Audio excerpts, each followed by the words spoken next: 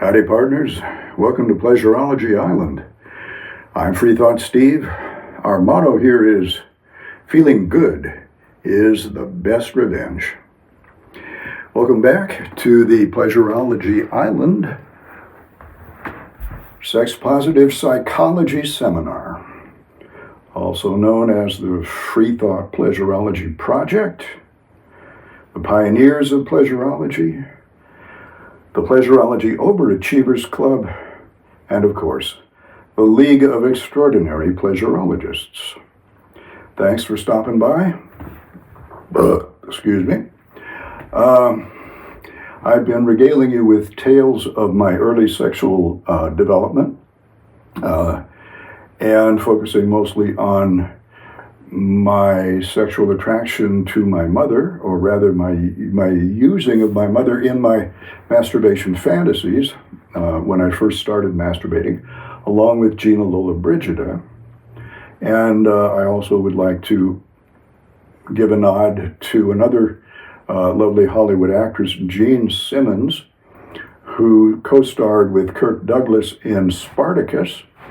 And the sexually titillating scene in that movie was where they were out in the country somewhere, and there just happened to be this nice little pool of clear water for Jean Simmons to take a bath in naked. So she's reclining naked in the bath, and although of course you can't see her nipples or see her lower body clearly at all, it's quite clear that she's not wearing a bra or anything, that her breasts are in fact naked, even though the water just comes up to there. I mean, not that different really from the home movie that my father shot of my mother standing in the pool in Cuernavaca, Mexico, with all the beautiful flower blossoms floating on the water, and my mom standing there naked down to here with no straps or anything above to indicate that she was in fact wearing a strapless bathing suit underneath. But since you couldn't see her bathing suit at all, it looked like she was just sort of treading water there completely naked. So a similar scene in Spartacus, the movie, at the end. And so Spartacus is standing there, looking down at Jean in the water as she reclines there naked and taking her bath. And they have a conversation.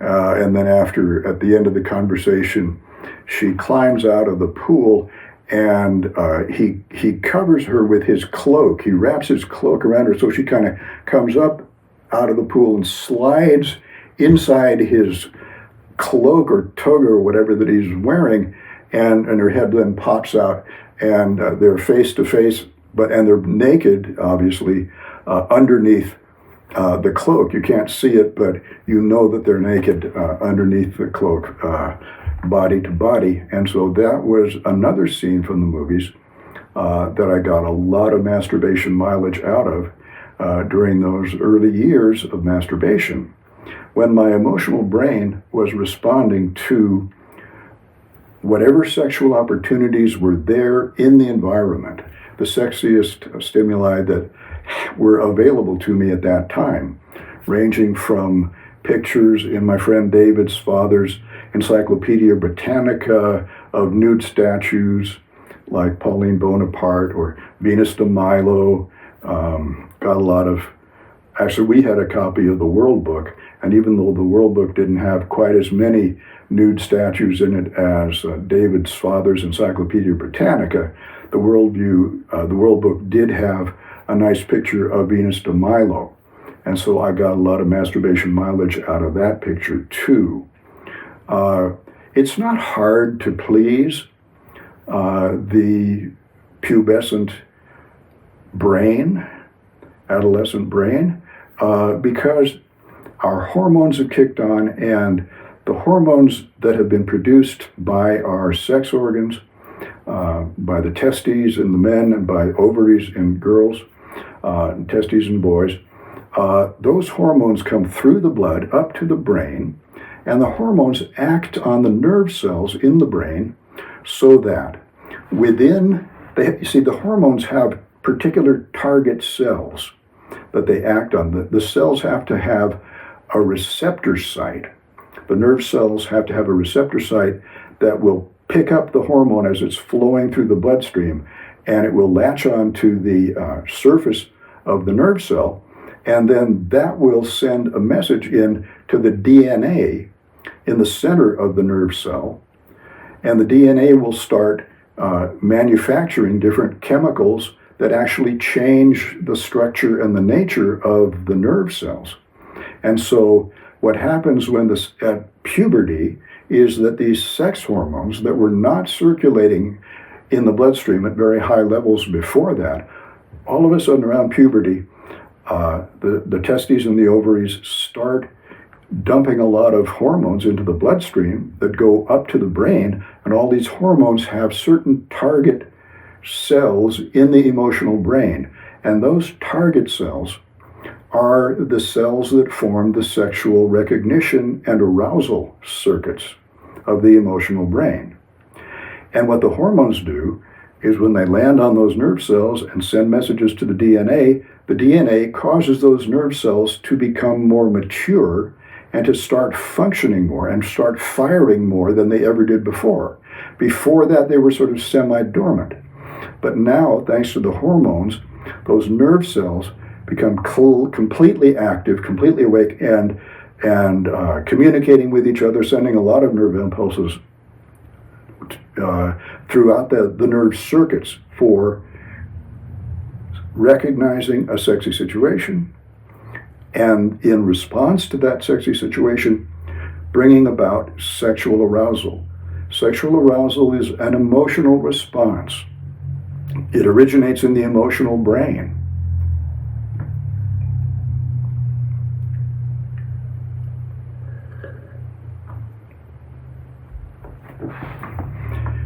But then that emotional response expresses itself physically, primarily through what's called the autonomic nervous system, a special branch of the nervous system that we don't have voluntary control over.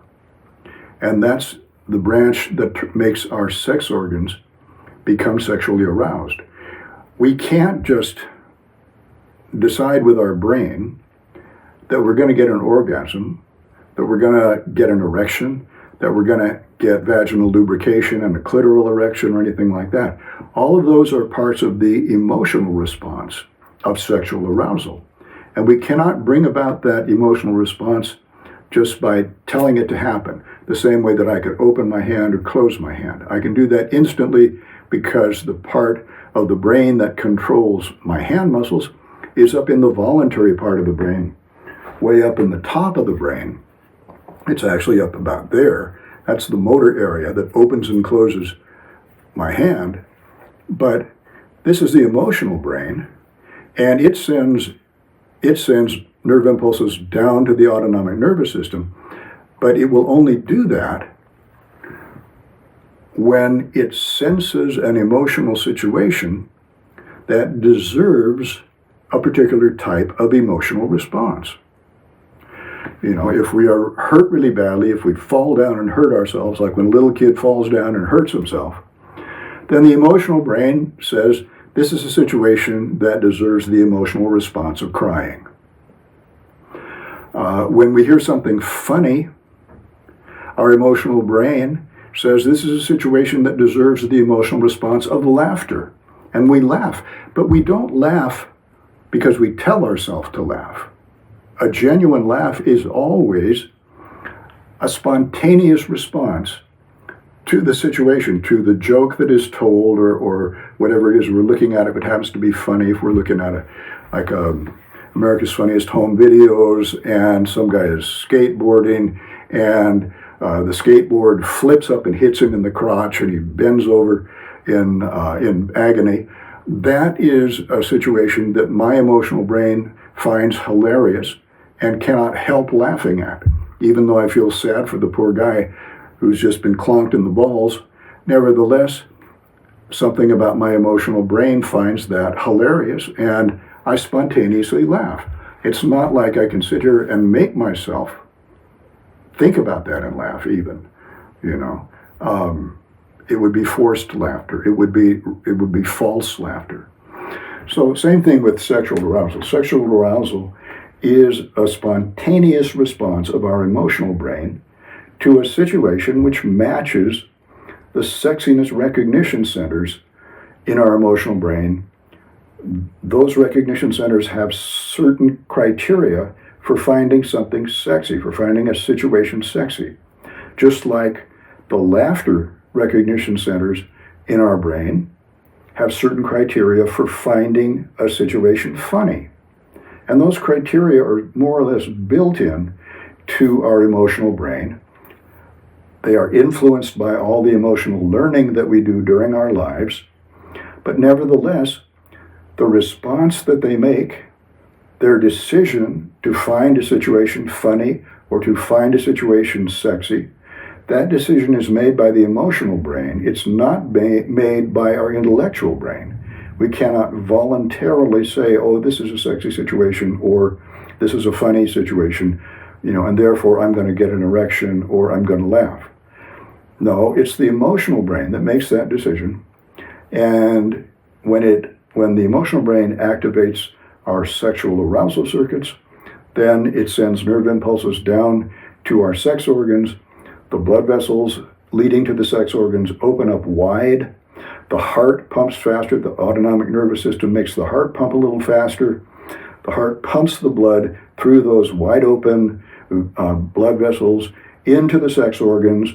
They fill up all the little tiny water balloons that make up the cylinder of the penis, and billions of little water balloons all fill up with blood, and the penis gets bigger and more rigid and straight, and the vagina actually opens up, balloons out a little bit. The walls of the vagina stretch out and open up, and the vagina starts releasing fluid into the interior of the vagina, which then flows out into the labia and moistens the labia. And at the same time, there is blood flow going into the clitoris, and the clitoris becomes erect because the clitoris is sort of like a miniature penis. Its form and function are very similar to the male penis. It's a lot smaller, but it has the same number of nerve endings compressed into a smaller space. So the clitoris is even more sensitive than the penis to pleasurable stimulation. So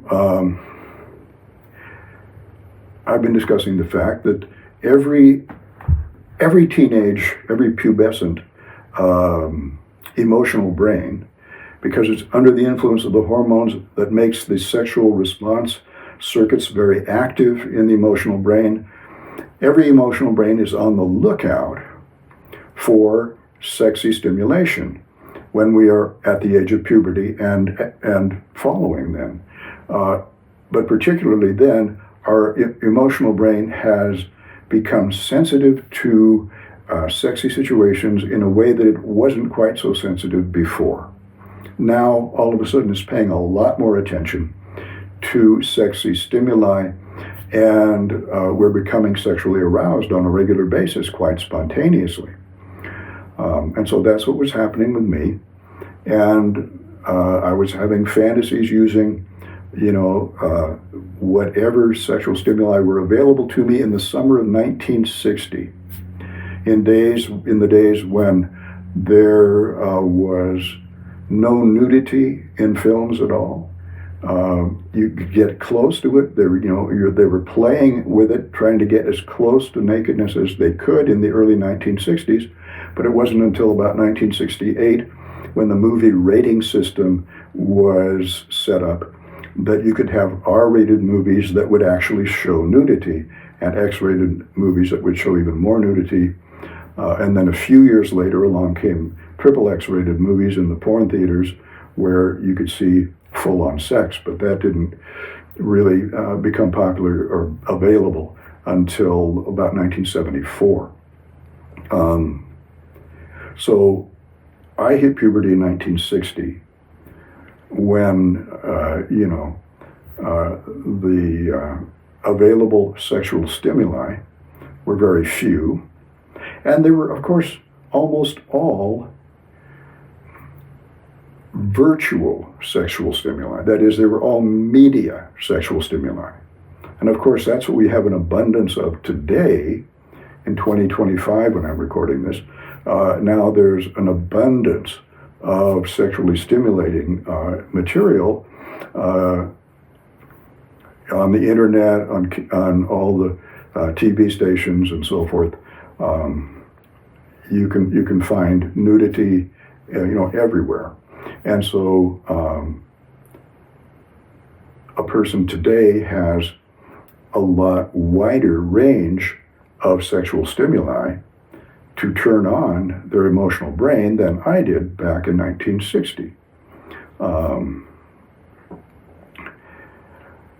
But today, still, most of that sexually stimulating situation is a reproduction. Somebody else doing it that is reproduced on video that we ourselves are not personally connected to. We don't know the people who are doing it, and they have no relationship to us. So it's a very emotionally alienated kind of sexual stimulation. There's no emotional connection between us and the performers. We are strangers to each other. They are alien to us in the sense that we've never met them, and they're not performing for us personally. That was one of the things that I found most enjoyable about the nude beach, was that if I was down at the nude beach engaging in visual flirtation with a naked woman, even if it just was me looking at her and her looking at me, even from a distance, nevertheless, there was a connection there. I mean, she knew that I was enjoying looking at her naked, and she knew that I was enjoying letting her look at me naked, and I knew that she was enjoying letting me look at her naked. So there was a real connection there. And then when I would go home and remember that situation and masturbate thinking about it, I could get very, very high, very emotionally turned on, because I knew that there had been a real emotional connection with a real person there, and that that other person had enjoyed flirting with me as much as I had enjoyed flirting with her. So that's true of strip clubs to a lesser extent. When I first started going to strip clubs in the late 70s, 1970s, there was some, I would try to get a personal connection with the dancer, emotional connection, by showing her how much, as I sat there, I was admiring her body and enjoying the fact that she was showing her body to me in a frankly erotic way. And, I felt I would have an emotional connection with some of the dancers, not all, but certain ones. I could feel there was an emotional connection there, and that we were both enjoying the situation. But of course, it was always diminished in a way, because she was doing it for money. I knew she was doing it for money. It wasn't purely that she thought I was hot, and because she couldn't see me naked, I was there clothed, so it was a completely one-way appreciation of her. But anyway, because there was money involved, it wasn't as emotionally honest as the nude beach. The nude beach was emotionally honest. If somebody was enjoying letting you look at them naked, and you were enjoying letting them look at me naked, and back and forth, and it was a continuing flirtation there, even if it was at a distance. It was clear that both of us, were enjoying it, and both of us found it sexy. If not, the woman would turn away from me, obviously. Although I never really had that happen. I never wanted to look at a woman who didn't want me to look at her. See, that's part of sexual ethics for me, is that I don't want to be infringing on someone's space or violating their privacy or anything by looking at them when they don't want me to be looking at them, or when they don't know that I'm looking at them. To me, that's not fun. It's a little bit like theft. I'm sort of stealing sexual enjoyment from them.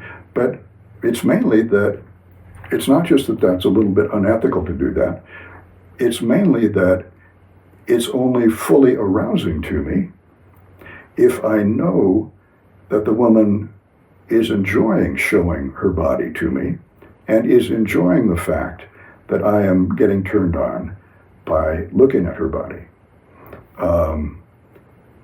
That's what makes it a turn on to me, is that the woman is being an exhibitionist and allowing me to enjoy her exhibitionism. And, you know, that she is appreciating my exhibitionism as well. It doesn't always have to be that way, but a lot of times it was. And so there's a mutual reciprocity there of sexual stimulation. She's giving me sexual stimulation, and I'm returning the favor, giving her sexual stimulation in two ways. I'm giving her sexual stimulation by admiring her body, and giving her sexual stimulation by allowing her to admire my body. And in turn, she's giving me sexual stimulation by letting me admire her body and being happy to show me her beautiful body. And then also, she's giving me sexual stimulation if I feel that she is enjoying looking at my body. And both of those situations are highly stimulating to me. And they're completely visual, okay? They're completely visual and emotional. There doesn't have to be any touching there at all. And that goes back to my pubescent days when I was getting turned on by my mother walking around the house in whatever outfit she chose to let me see her in on any given day, whether it be just panties or just a bra or a complete lingerie outfit with everything except panties, but having stockings and high heels and gloves and a bra and everything else, except panties. But that, you know, I didn't realize at the time, it didn't matter to my emotional brain at the time, whether she was doing this deliberately or not. My emotional brain was just delighted, you know, to see a beautiful woman in a sexy situation like this in the house, whenever it might happen. And I never knew when it was going to happen. But I didn't realize until quite a bit later, you know, when I was like in college and so forth. I think I'd more or less forgotten. I had repressed the period of being sexually turned on by my mother and having orgasms, thinking about her. I had more or less pushed that out of my mind. A lot of stuff had happened in between. You know, I'd had girlfriends and done some heavy petting with my girlfriends and done a lot of masturbating thinking about my girlfriends. And then I had started looking at Playboy and thinking about the Playboy models when I masturbated. But I had sort of forgotten all about the fact that, you know, in my very first masturbation days, my mother was my primary masturbation fantasy figure. Until one day in freshman psychology class, the professor was talking about Freud and the Oedipus complex, and how Freud said that a little boy becomes sexually attached to his mother, sees his father as a rival, and wishes to destroy his father so that he could have his mother all to himself. And but then the boy forgets about that. He represses that and doesn't realize that it's hanging out there in his subconscious and still influencing his thoughts and behavior. And the professor said, that Freud's idea was not entirely wrong, but that it was more common for a boy to be attracted to his mother during his teenage years. That was the commoner thing. And that made me remember, that's exactly what happened to me, because my mother was providing me with by far the most outstanding sexual stimulation that was available in my world at that time. There was no other flesh and blood woman that I saw in her underwear walking around the house, and then completely naked getting in and out of the shower, and then wearing really provocatively beautiful lingerie outfits. So my emotional brain was obviously going to do most of its sexual learning associating sexual arousal with seeing my mom walking around the house in various states of dress and undress and fancy dress.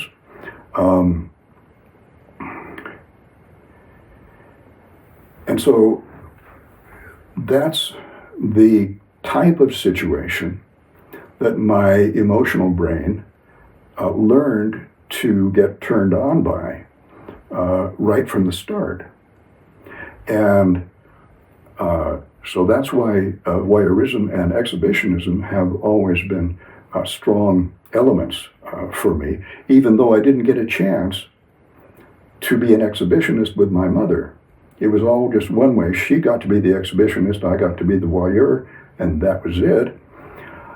But then when I remembered that after my psychology class, my freshman year in college, and then after that I was getting high and thinking about that. And when I would get high on cannabis, I would have all kinds of thoughts. I would analyze my life, and I began to make sense out of it. I did sort of a cannabis-based self-psychoanalysis and allowed myself to think about things I hadn't thought about for years, that I'd forgotten all about. And so as I thought about that whole situation and the fact that, over a number of years, 3 or 4 years, let's say, from when I was 12 until 11 3/4, 12, 13, 14, and up almost to when I was 15,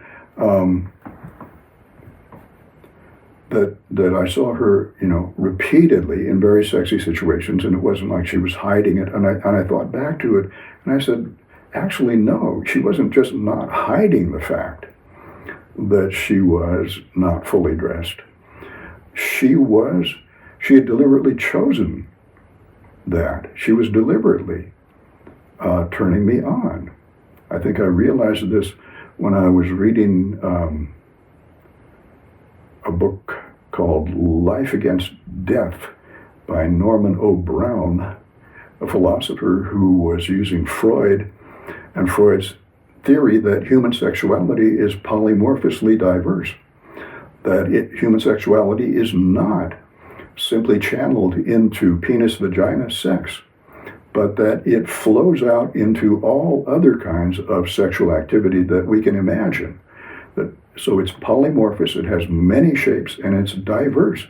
It's different from one person to another. Everybody's sexual history is different, so everybody's sexual enjoyments and turn-ons are going to be different too.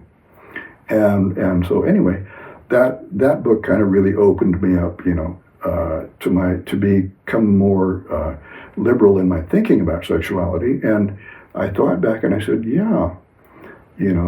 Mom wasn't doing that by accident.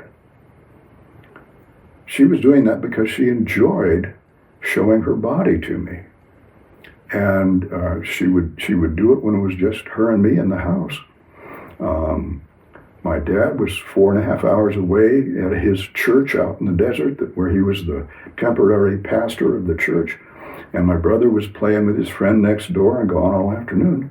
So it was just my mom and me in the house. And if I went out to the kitchen or something, I would meet her on the way, coming or going, in one of her sexy outfits. Not all the time, but whenever she felt the need to do it. Because what was happening was that she was enjoying it. And it was the sexiest thing that was going on in her life at that time, too. She was sexually frustrated because she and my father hadn't had a sexual relationship during their entire marriage, except for the couple of times that they had intercourse and produced myself and my brother. But other than that, they didn't have sex. So she told me in later years that, yeah, she used to have what she called affairs. And by that, I think she meant boyfriends that she would do heavy petting with. But since she had already gotten caught before she ever got married, gotten pregnant by accident, she didn't want to repeat that. And I think birth control in those days, the pill wasn't available yet in the 1950s, let's say. And on up into about 1960 when I hit puberty. And so she didn't have birth control available, but, she would have a boyfriend. She had a boyfriend in Los Angeles while my father was halfway around the world in India trying to convert the Indians to Christianity. She was riding around with my orthodontist, who was a handsome sort of divorcee with a red sports car, and he would take her out around Los Angeles where we lived and have a big time with her. And then later on, she had a relationship with a scuba instructor that she and my brother and I were taking scuba lessons from at a swimming pool in Santa Monica. And she would have my brother and me go out to the car and wait for her after we'd finished our lesson, and she'd stay in there and make out with the scuba instructor. But then when my dad got back from India, somehow I think he figured out that, it was dangerous to leave his wife all alone in the big city, that she might find somebody else. So we moved up to a smaller city, a smaller town on the coast, and moved into kind of a exclusive residential area with its own private beach and stuff. And he started spending a little more time with her, and that was where we were flirting a lot with Paul and Tammy that I mentioned last time up at their swimming pool, and then with Yvonne, this other woman who was the tennis player, and who I masturbated thinking about both Yvonne and Tammy in her swimsuit, Yvonne in her tennis outfit with a short skirt and white panties. But my mom in that situation didn't have the anonymity of the big city like Los Angeles to fool around in. If she was going to fool around with somebody, it was going to there was too much of a chance of somebody knowing us, seeing her out with that person, and it getting back to my dad. So I think she felt kind of constrained. The most fun she was having was during the summer at the private beach for the residential area that we lived in, and she could go down there and be in her swimsuit and be as sexy as she wanted to on the beach there. And that, I think, was real fun for her. But now, at the end of the summer of 1960, beach time was pretty much over. We were going into the winter time. She didn't have the beach as her outlet. My dad was out in the desert, so she didn't have to worry about him being around the house. But I was there, and she could walk around the house in the same kind of sexy lingerie outfits that my father told me she used to tease him with when they were first married, and that it was driving him crazy because it would make him masturbate. She would turn him on and he would then masturbate, and then he would feel guilty about it because as a Christian minister, you're not supposed to masturbate. You're supposed to tell everybody else they're not supposed to masturbate or have affairs or do anything at all except have sex with their wife. But if you yourself are masturbating, then you're being a hypocrite. And that was one of the things that gave him his stomach ulcer. But But in any case, swimming season's over, and so my mom can't be down at the beach anymore, having fun, showing her body off to the guys on the beach in her swimsuit. But she started doing my laundry. She's always been doing my laundry, but now when she does my laundry, she started to notice that when she goes to take the sheets off my bed, there are all these oval yellow stains on the sheet in a particular area. And so she recognizes, she remembers, of course, that a year or so earlier, she had pulled down my pants at the lunch table one day, and my erection, one of my first erections had popped out at her and surprised her. But so she knew that I was having erections, and now she knew that I was having orgasms too. I was having ejaculations. And I think her behavior pattern of teasing men with her body or displaying her body to men and getting them turned on, and then she knew that she would masturbate thinking about the fact that they were probably masturbating thinking about her. This pattern, I think, went all the way back to her family with her older brother Gunnar and probably with her brother Ernie, who was about the same age that she was. She was probably teasing both of them.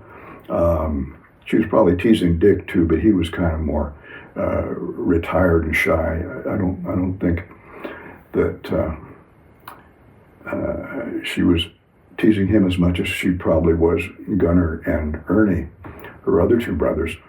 But I think this was a pattern that had gone, was started very early, because she told me that at that time in her life, that was when the church, was having all this anti-sex teaching.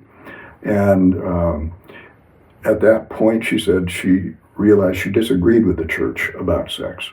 She didn't feel sex was bad. And that's probably because she was masturbating and enjoying it. And so she made the decision that she wasn't going to feel guilty for masturbating. And so that became one of her patterns of sexual satisfaction for the rest of her life. And so now she had me masturbating in the house. She knew, because I was leaving the evidence. It was like a criminal who was leaving his fingerprints all over the crime scene without even knowing it. Except I didn't feel like a criminal. This was before anybody had told me there was anything wrong with masturbation. I just thought it was the greatest thing in the world. So I was just having a wonderful time painting my sheets every week. So anyway, she knew I was masturbating, so she gave me something to masturbate about. And every so often she would treat me to a sight that I couldn't see anywhere else, of a real live woman walking around my house who was, not only a real live woman, but a woman that I knew very well, felt very comfortable with. My mom, the woman that I felt most comfortable with in the world. So when I was an adult and thought back on that, I recognized, okay, that was what was going on. Well, okay, that's cool. That was the only way my mom had to satisfy her sex drive at that point. And so she was doing it voluntarily. It wasn't just me, one-sidedly, sneaking looks at her. She was, offering me everything that I could want in terms of sexual stimulation at that time. And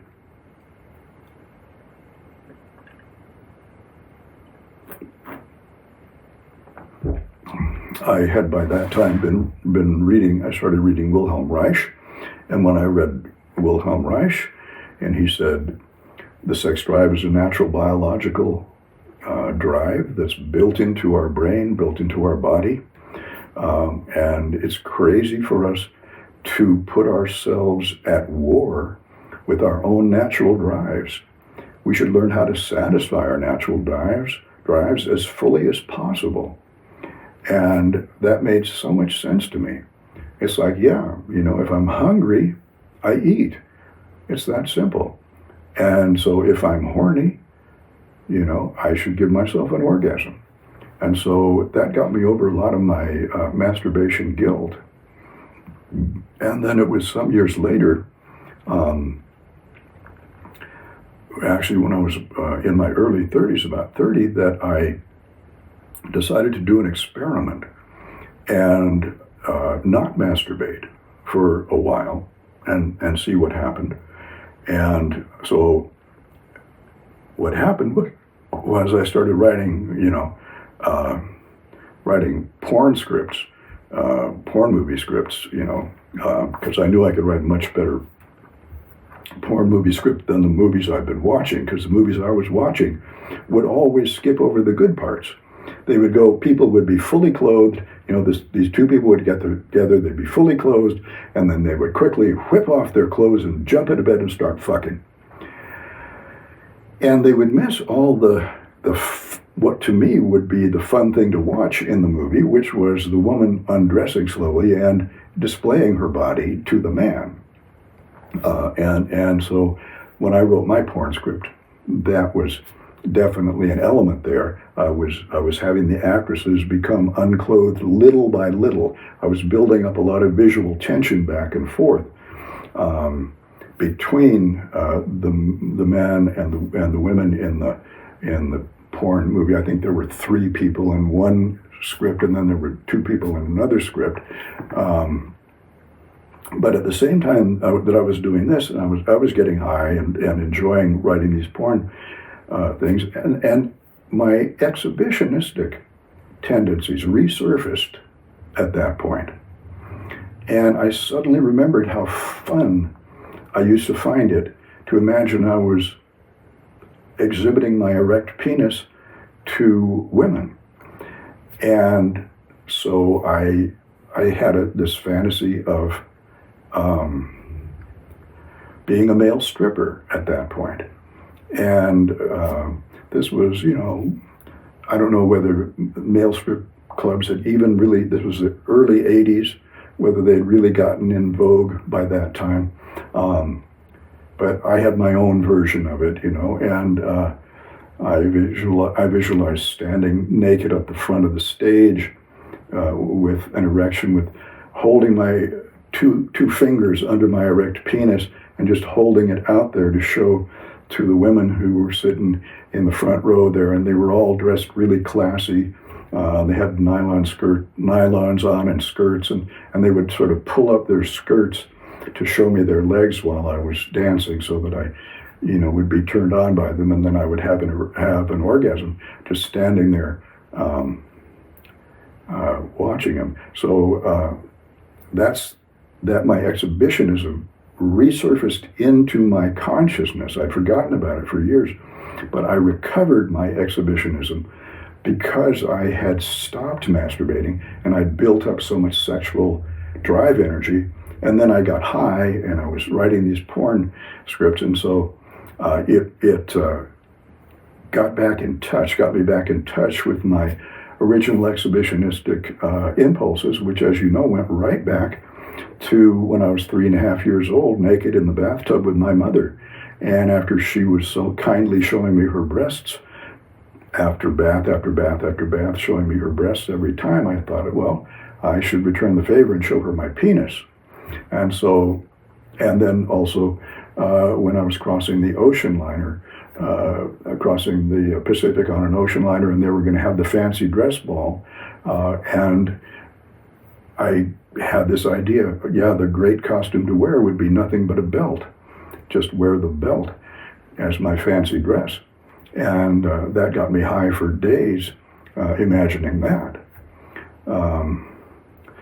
Anyway, once I had recovered my exhibitionistic feelings, then I started to eventually go to the nude beach. I've been going to the beach anyway, and I would wear a Speedo so that my penis was, the contours at least were visible, and would flirt visually with girls on the beach there, and then eventually started going to this one nude beach that was close to downtown. There was the main beach downtown, and then if you walked past the beach volleyball nets, and went a little further down. Then the cliffs came down to the beach, and it was just a narrow beach. It went off like that, and it was kind of isolated. And that was where one of the first nude beaches in our area had been.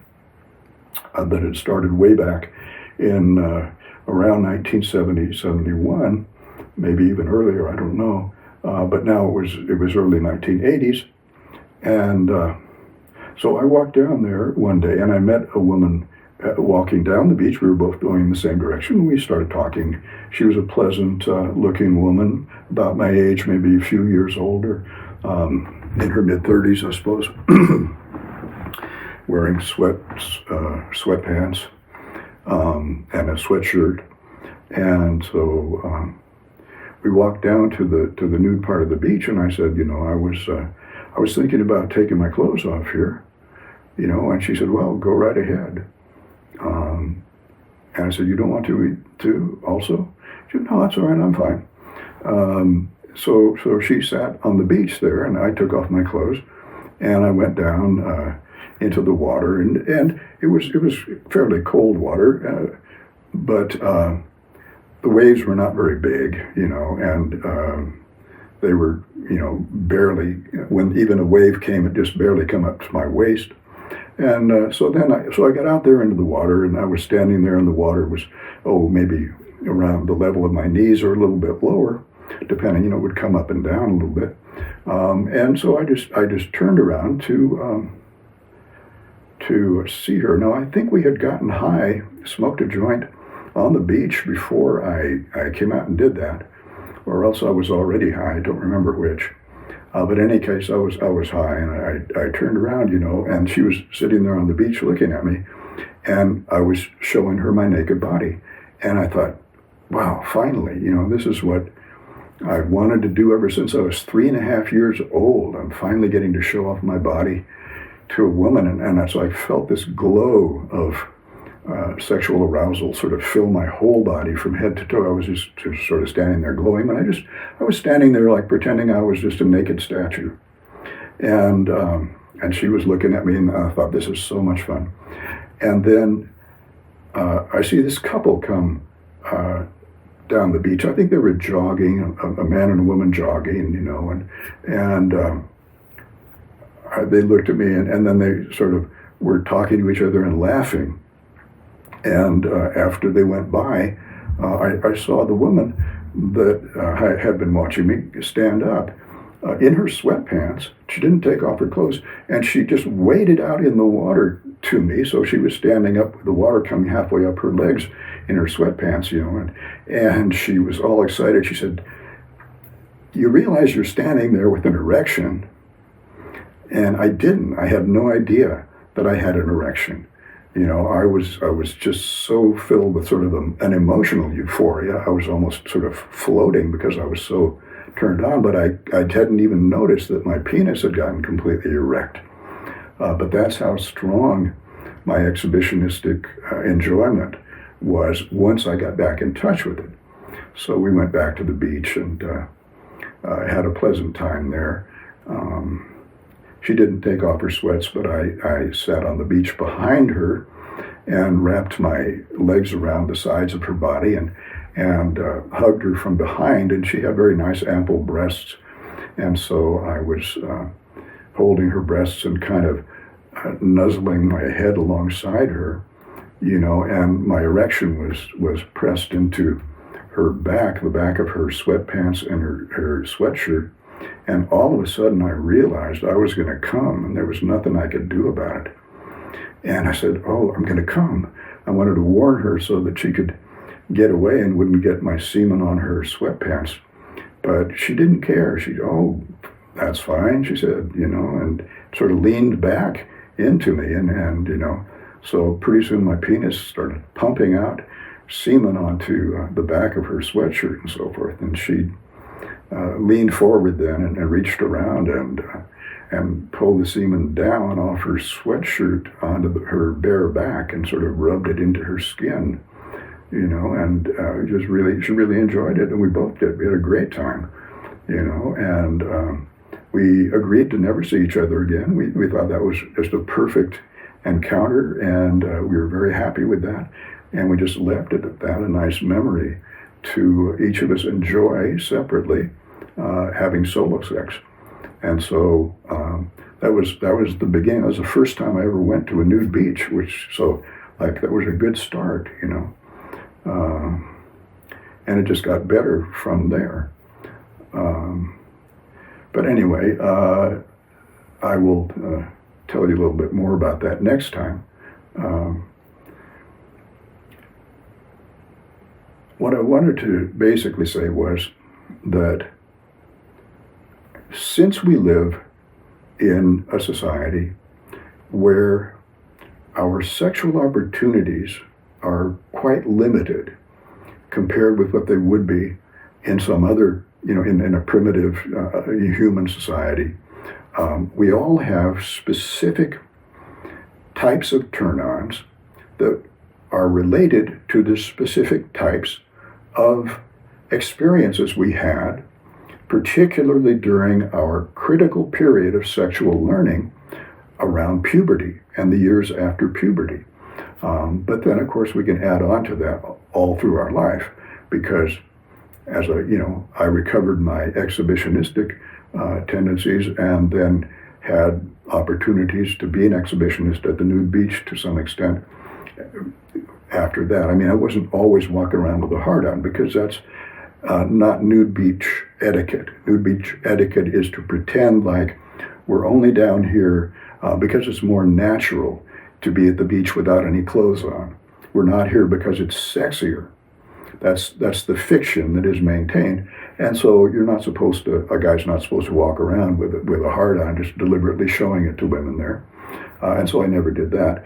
But at various occasions, just like that first time, I would get a spontaneous erection just because the situation all of a sudden became really sexy. And I would, because I was sex positive, because I've been reading Wilhelm Reich, and because I felt it's wrong for us to be ashamed of our bodies and to be ashamed of being sexually turned on, I would never try to hide my erection when it happened. I would just let it be there, and the woman who was evoking that erection from me, the woman who was turning me on at that moment, was free to enjoy it if that's what you wanted. And I never had anybody turn away from. I never had any woman turn away from an erection that I was having spontaneously. So anyway, I'll talk to you more about this next time, but thanks very much for listening. In the meantime, remember, our motto is feeling good is the best revenge. Talk to you soon.